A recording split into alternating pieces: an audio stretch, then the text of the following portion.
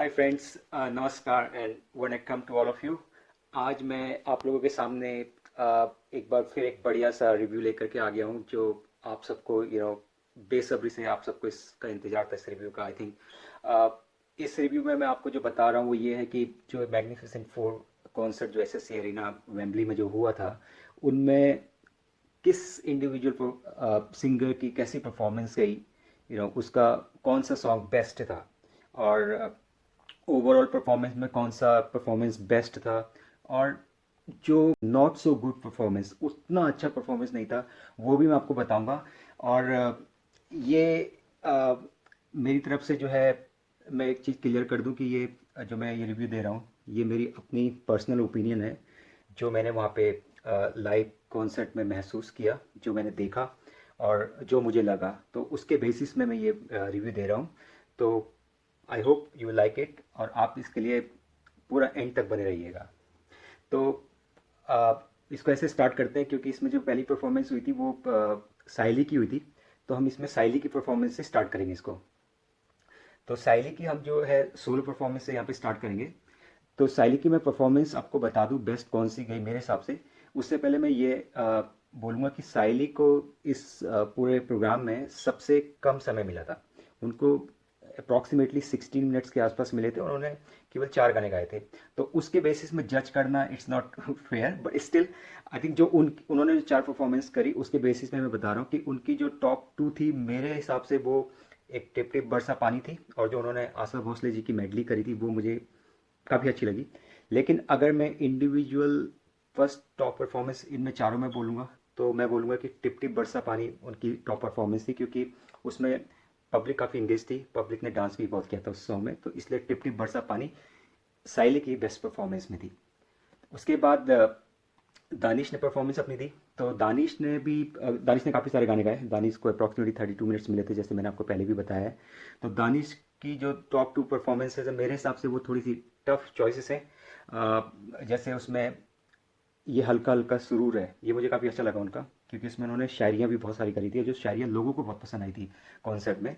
और इसके बाद उन्होंने जो लगन लागी एक सॉन्ग गाया था, ये गाया था। तो इन 2 सॉन्ग्स में एक टफ चॉइस है, लेकिन मेरी अपनी पर्सनल चॉइस ये है कि मैं लगन लागी को इसमें चूज़ करूँगा, क्योंकि लगन लागी सॉन्ग में उन्होंने जो आखिरी में एक जुगलबंदी करी थी, अपनी सरगम छेड़ी थी, और ढोल के साथ में जो जुगलबंदी करी थी वो बहुत पसंद आई थी लोगों को, और मुझे भी काफ़ी पसंद आई थी। तो वो लगन लागी जो सॉन्ग है वो दानिश का मेरे हिसाब से बेस्ट इंडिविजुअल परफॉर्मेंस गया है।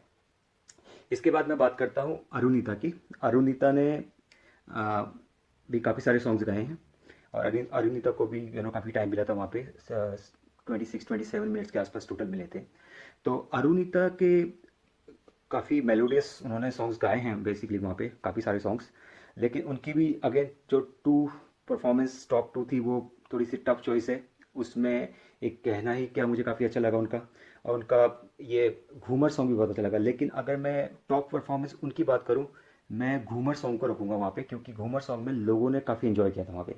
तो लोगों ने इन्जॉय किया उसके हिसाब से, और मेरे अपने हिसाब से भी मैं घूमर सॉन्ग को उनकी टॉप परफॉर्मेंस में रखूँगा यहाँ पे। तो अरुणिता के लिए Ghoomar song is the top performance as a solo. फिर बात करते हैं पवनदीप की। पवनदीप को हम सब जानते हैं, वहाँ पे सबसे ज़्यादा टाइम मिला था सोलो परफॉर्मेंस के लिए। उनको अप्रॉक्सीमेटली 40 टू 45 मिनट्स के आसपास उनको मिले थे, और उन्होंने काफ़ी सारे सॉन्ग्स गाए। उन्होंने एक्चुअली एक से बढ़कर एक बहुत अच्छे परफॉर्मेंस उन्होंने वहाँ पे दी हैं। तो उनके सॉन्ग्स को सिलेक्ट करना भी एक काफ़ी डिफिकल्ट है कि उसकी उनकी टॉप परफॉर्मेंस इंडिविजुअल कौन सी थी। बट स्टिल मुझे क्या लगता है कि उनकी जो पियानो की जो मेडली थी ना, वो उनकी बहुत टॉप थी, जो उन्होंने एकदम आखिरी से थोड़ा पहले ख़त्म किया था उसको। तो वो जो पियानो की जो मेडली थी, उसमें उसने काफ़ी 4-5 सॉन्ग्स एक के बाद एक गाए थे। जाने की जिद ना करो, और आने वाला पल, तेनू समझावा की। तो ये जो उनकी मेडली थी, I think this was the best performance of Pawandeep of the night. और ये परफॉर्मेंस में वहाँ पे मैं कह सकता हूँ कि ऑडिटोरियम में, एसएससी एरिना में, एकदम से पिन ड्रॉप साइलेंस जिसे बोलते हैं, एकदम से वैसा साइलेंस था वहाँ पे। लोग एकदम से कहते हैं ना, जैसे मैग्नेट की तरह अपनी सीट से एकदम से चिपक के बैठे हुए थे, तो ऐसा उनको सुन रहे थे। तो मेरे ख्याल से ये उनकी मेडली वाली जो परफॉर्मेंस थी, ये उनकी इंडिविजुअल बेस्ट परफॉर्मेंस थी। तो ये तो हो गई इंडिविजुअल परफॉर्मेंस की बात। तो ये चारों की मैंने अपने हिसाब से पर्सनल रेटिंग के हिसाब से मैंने बताया कि वो ऐसे ऐसी इनकी ये टॉप परफॉर्मेंस गई हैं, उन्होंने जो अपने इंडिविजुअल गाने गाए हैं। अब बात करते हैं डुएट्स की। डुएट्स में बेस्ट डुएट कौन सा गया है? तो डुएट्स, 4 डुएट्स वहाँ पे थे, तो यू नो चारों डुएट्स में सबने अच्छा गाया। चारों डुएट्स मेरे ख्याल से बहुत अच्छे थे, चारों के चारों। जैसे उसमें एक दानिश का और पवनदीप का था, अंग्रेजा, स्लो मोशन अंग्रेजा। और उसमें बीडी जलाइले था, साइली का और दानिश का था। अरुणिता पवनदीप का बहुत मेलोडियस सॉन्ग था वहाँ पे, मनवा लागे। और साइली और अरुणिता का वहाँ पे सॉन्ग था कजरा मोहब्बत वाला। तो ये बड़ा टफ सिलेक्शन है मेरे अपने इंडिविजुअल पे। हो सकता है आप मेरी राय से भी डिफर कर जाएं यहाँ पे, तो वो आपका अपना इंडिविजुअल चॉइस है, तो आई रिस्पेक्ट योर व्यूज़। लेकिन मेरे हिसाब से मुझे गजरा मोहब्बत वाला सॉन्ग जो था साइली का और अरुणिता का डुएट, ये मुझे बहुत अच्छा लगा। इसलिए अच्छा लगा, पहले तो ये इसलिए अच्छा लगा कि इसमें काफ़ी सारे लोगों ने, जो स्पेशली जो लेडीज़ थी और स्पेशली ओल्ड लेडीज़ थी, उन्होंने काफ़ी इन्जॉय किया, उन्होंने डांस किया। और आप समझ सकते हैं कि 1968 का सॉन्ग है, 53 ईयर्स ओल्ड सॉन्ग, 53 साल पुराना सॉन्ग है ये, आशा भोसले जी का और शमशाद बेगम जी का। तो ये मतलब आज भी, मतलब एक जनरेशन निकल गई उसके बाद का ये सॉन्ग है, हमें तो कहीं पैदा भी नहीं होंगे उस समय। तो मतलब लोगों ने इन्जॉय किया, आज भी करते हैं सॉन्ग, कहीं भी बज जाता है। और इसमें सबसे बड़ी बात थी कि अरुणिता की और साइली की केमिस्ट्री बहुत अच्छी लगी इसमें। तो उनकी केमिस्ट्री के लिए, इस सॉन्ग के लिए, और लोगों ने जो इन्जॉय किया, इसके लिए मैं डुएट में गजरा मोहब्बत वाले को टॉप में रखूँगा। अब बात करते हैं कि वहाँ पे बेस्ट स्टेज परफॉर्मर कौन था ऑफ द नाइट। तो बेस्ट स्टेज परफॉर्मर में परफॉर्मेंस सबकी अच्छी थी, सबने बहुत अच्छी परफॉर्मेंस करी, सबने क्राउड को अपनी तरफ से काफ़ी एंगेज भी किया, बातें भी करी क्राउड से, क्राउड के सामने अपना माइक लेके गए, मतलब ऐसे बोला कि आप भी मेरे साथ में गाइए। पवनदीप ने भी बोला, साहिल ने भी करा, अरुणिता ने भी करा, दानिश ने भी किया। लेकिन मेरी अपनी पर्सनल प्रेफरेंस में मैं बोलूँगा कि इसमें अगर स्टेज परफॉर्मेंस में सबसे बेस्ट किया है वो दानिश ने किया। दानिश ने definitely, no doubt, Danish was a you know a very good stage performer of the night. So Danish is the best stage performer of the night as per me. अब यहाँ पे बात करते हैं कि मोस्ट मेलोडियस वॉइस किसकी थी। ये थोड़ा सा टफ डिसीजन है मेरे लिए।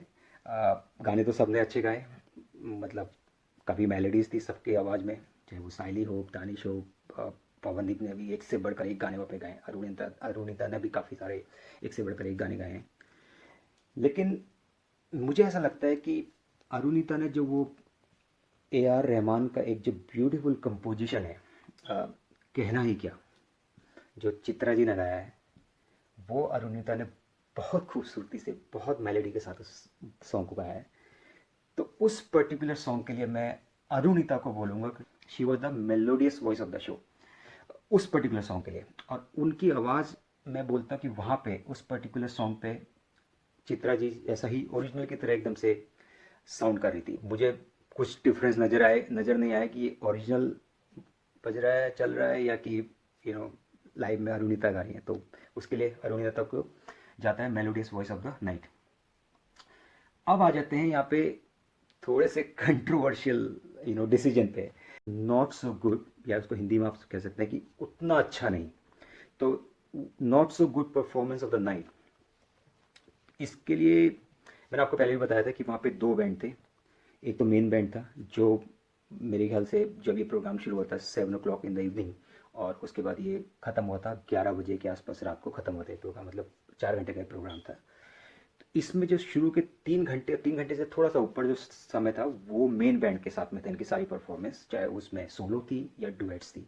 तो ये सारी की सारी परफॉर्मेंस जो थी वो मेन बैंड के साथ में थी। उसके बाद लास्ट में 40-45 मिनट्स या 50 मिनट्स के आसपास में एक दूसरा बैंड वहाँ पे आया था, जो एक अपना प्रमोशन के लिए आया था। तो उस बैंड के साथ में कुछ लोगों ने उस बैंड को पसंद नहीं किया। उसका रीज़न ये था, 2-3 रीजन्स थे। एक रीज़न ये था कि वो बैंड को ना टाइम बहुत ज़्यादा मिला था, क्योंकि वो बैंड केवल अपना म्यूजिकल इंस्ट्रूमेंट से केवल उनको प्ले कर रहा था, वो कोई गाने भी नहीं सुना रहे थे। तो मतलब 25-30 मिनट ना ऐसे लगे कि मतलब उनको सुनते हुए चले गए लोगों को, तो लोग थोड़ा बोर से होने लग गए थे वहाँ पे। हालांकि वो अपने, अगर अगर ऐसा कोई कॉन्सर्ट होता है जहाँ पे केवल म्यूजिकल इंस्ट्रूमेंट का ही कॉन्सर्ट है ना, तो मेरे ख्याल से वो मतलब वो टॉप में आ जाते हैं। लेकिन क्योंकि ये सिंगिंग का एक कॉन्सेप्ट था, लोग गाने सुनना चाहते थे, तो मेरे हिसाब से वो काफ़ी ज़्यादा उनको टाइम दिया था।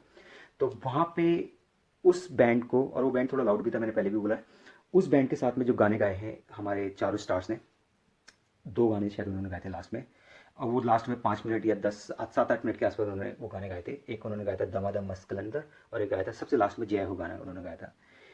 तो ये ओवरऑल परफॉर्मेंस के लिए, मतलब बैंड के साथ में और इनके साथ में, मुझे ऐसा लगा कि इनका थोड़ा सा ना कोऑर्डिनेशन कम था। मतलब जैसे सोलोज में और डुएट्स में एकदम से परफेक्शन के साथ में लोग कर रहे थे, इस बैंड के साथ में इनका कोऑर्डिनेशन सिंक्रोनाइजेशन जो है वो, मुझे लगा ना थोड़ी उसमें कमी रह गई कहीं ना कहीं में, या तो प्रिपरेशन में कमी थी या कुछ भी हो सकता है, वट एवर इट इज़। तो मुझे लगा ये उतना अच्छा नहीं था। तो मेरे हिसाब से इस पर्टिकुलर परफॉर्मेंस को बैंड और इन्होंने चारों ने जो किया है, मैं बोलूँगा it was not so good for me. आप मेरी बात से एग्री और डिसएग्री हो सकते हैं, वो आपका प्रेरोगेटिव है, तो आप मुझे बताइएगा लिख करके कमेंट में। अब आ जाते हैं साथियों, best performance of the night. I am sure you are eagerly waiting for this one. तो best performance of the night, ये एक अगेन कंट्रोवर्शियल डिसीजन हो सकता है, आप मेरी बात से एग्री और डिसएग्री दोनों हो सकते हैं, लेकिन मुझे क्या लगता है कि जो पवनदीप ने जब मेडली ख़त्म करी, और मेडली ख़त्म करने के इमीडिएटली बाद में जो उन्होंने गाना गाया ना, चन्ना मेरेया और रे कबीरा, दोनों एक साथ उन्होंने गाए थे, ये मेरे ख्याल से best performance of the night था। और ये best performance of the night केवल इसलिए नहीं था क्योंकि ये पवनदीप ने गाया, उन्होंने अच्छा गाया, इसलिए नहीं था। ये इसलिए भी अच्छा था क्योंकि इसमें जो मेन बैंड इनके साथ में था, वो मुझे लगा कि बहुत ज़बरदस्त बजाया उन लोगों ने। वो मतलब एकदम रॉकिंग बजाया था वो वाला, इस पर्टिकुलर सॉन्ग में उस बैंड वालों ने, और सारे के सारे बैंड वाले मतलब जो थे, except that lady in the violin, everybody was there engage in the band side, और उन्होंने ऐसा ज़बरदस्त सिंक्रोनाइजेशन रखा होता है इस सॉन्ग में कि लोग मतलब पीपल वर क्लैपिंग, जो लोग थे वहाँ पे बैठे हुए वो क्लैप कर रहे थे, every beats of this song, every beats of this music of this song they were clapping. तो मुझे लगा, मेरी पर्सनल चॉइस ये है कि वो वाला सॉन्ग जो है ना, वो best performance of the night था। पवनदीप और बैंड दोनों के लिए मैं यहाँ पे तारीफ करूंगा। तो ये मेरे हिसाब से best performance of the night था। तो अब यहाँ पे आ जाते हैं कि the star of the show कौन था। स्टार ऑफ द शो, ये एक ऐसा डिसीजन है साथियों कि मतलब मैं बोलूँगा कि ये, इसके लिए मैं अपने रिव्यूज़, अपनी पर्सनल चॉइस को होल्ड करके रखूँगा। क्योंकि होता क्या है कि ये एक रियलिटी शो नहीं था, और ये एक प्रोग्राम था, जो कॉन्सर्ट था, ये जो चारों को लेके बनाया गया था, किसी एक पर्सन को लेके नहीं बनाया गया था। आपकी अपनी अपनी पर्सनल प्रेफरेंसेस हो सकती है, मेरी भी हो सकती है, डेफिनेटली हो सकती है, और होती है, सबकी होती है। लेकिन मेरे को ये लगता है कि ये चारों का प्रोग्राम था, और चारों ने अपने हिसाब से बहुत ज़बरदस्त वहाँ पे गाया है, अपने हिसाब से अपनी लीग में बेस्ट परफॉर्मेंस सबने चारों ने दी है। और अगर हम इसमें किसी को रेटिंग देते हैं, किसी को बोलते हैं ये टॉप था, ये नंबर 4 था ना, तो हम डिस्क्रेडिट करते हैं किसी को भी, और ये अनफेयर होता है किसी के लिए भी। ये नए स्टार्स हैं, ये अपनी एक नई जर्नी के लिए निकले हैं। अगर हम इसको बोलेंगे ना आज इसने अच्छा नहीं किया, इसने तो सबसे ज़्यादा बेस्ट किया, यहाँ पे बोलेंगे, पब्लिक प्लेटफॉर्म में बोलेंगे ना, तो ये डिमोरलाइज हो जाएंगे।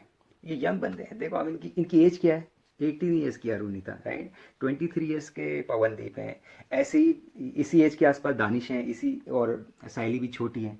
तो मतलब ये अच्छा नहीं है मेरे हिसाब से। मेरी अपनी पर्सनल प्रेफरेंस है कि ऐसा रेटिंग नहीं देना चाहिए, ठीक है। लेकिन आप एग्री और डिसएग्री दोनों हो सकते हैं मेरी बातों से, तो आप कमेंट करके नीचे बता सकते हैं आप क्या सोचते हैं इस बारे में। तो मैं ये चाहूँगा कि आप इनको इनकरेज करें, मैं तो इनकरेज करते रहता हूँ, सपोर्ट करते रहता हूँ, सबको करते रहता हूँ। लोग, कोई मेरे को बोलता है मैं पवनदीप का फ़ैन हूँ, कोई मेरे को बोलता है मैं अरुदीप का फ़ैन हूँ, किसी ने तो मेरे को ये बोला, मैं, मेरा तो फेवरेट दानिश है, किसी ने शायद स्टाइली भी बोला। लेकिन मैं डेफिनेटली, मेरा कोई फेवरेट होगा इनमें से, इसमें कोई मतलब सेकंड ओपिनियन नहीं है, ठीक है। लेकिन मैं पब्लिक प्लेटफॉर्म में ऐसी बात नहीं बोलूँगा। तो मेरे हिसाब से they all four were the star of the show, star of the night.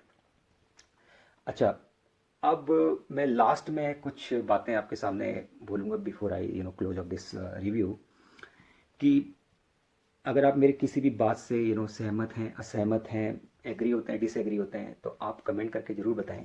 लेकिन मैं आपसे रिक्वेस्ट करूँगा ना, आप एक डेकोरम बना के रखें, आप एक कंस्ट्रक्टिव क्रिटिसिज्म किसी को दें, चाहे वो मेरे बारे में हो या मतलब इन सिंगर्स के बारे में हो। ये बहुत ज़रूरी होता है, क्योंकि अगर आप ऐसा नहीं करते हैं ना, आप पब्लिक प्लेटफॉर्म में एब्यूजिव लैंग्वेज यूज़ करते हैं या किसी को बहुत ज़्यादा नेगेटिव बोल देते हैं, वो एक अच्छी बात नहीं है। और ये मतलब सोशल मीडिया प्लेटफॉर्म का एक वायलेशन भी होता है रूल्स का, तो वो मेरे हिसाब से वो ठीक नहीं है, तो आप उससे बचें। लेकिन आप डेफिनेटली अपनी राय जरूर बताएं कि अगर आप बोलते हैं कि आपका फेवरेट पवनदीप है तो आप बोलें पवनदीप है, मैं आपकी बात में एग्री हो जाऊंगा या डिसएग्री हो जाऊंगा, वो डिफरेंट मैटर हो सकता है। आप बोलते हैं मेरा दानिश फेवरेट है तो आप बोलते हैं उसको। आप बोलते हैं मेरा साइली फेवरेट है, अरुणिता फेवरेट है, या अरुणिता पवनदीप अरुदी फेवरेट है, आप जरूर बोलें इस बात को। अगर आपको लगता है कि पवनदीप ने ये गाना अच्छा नहीं गाया तो आप बोलें, आप बोलें कि दानिश ने गाना अच्छा नहीं गाया तो आप जरूर बोलें इस बात को। लेकिन आप एब्यूजिव लैंग्वेज यूज़ ना करें किसी के लिए भी, ये मैं चाहता हूँ। इसके साथ में मैं अपना ये वाला जो ब्लॉग है इसको मैं ख़त्म करता हूँ। और आई एम श्योर आपको ये डेफिनेटली पसंद आया होगा। अगर आपको पसंद आया, नहीं पसंद आया, आप ज़रूर यहाँ पे कमेंट करके ज़रूर बताएं, ताकि ये और दूसरे लोगों तक भी जा सके। आप इसको शेयर करने की कोशिश करें और ये ऑर्गेनाइजर्स के पास में भी जाए, तो ऑर्गेनाइजर्स को भी पता चले कि लोगों के क्या व्यूज़ होते हैं, तो नेक्स्ट टाइम जो शोज़ होंगे तो वो उसको इंक्लूड करने की या अवॉइड करने की वो कोशिश भी करेंगे। तो इसके साथ में मैं इसको ख़त्म करता हूँ। आप सबको सायोनारा मेरी तरफ से, और जय हिंद। मैं आपसे जल्दी ही अपने नए ब्लॉग में मिलूंगा, जिसमें मैं आपके फेवरेट सिंगर्स के बारे में बात करूंगा, उनकी सिंगिंग के बारे में बात करूंगा। तब तक चलता हूँ, दुआओं में याद रखना। जय हिंद।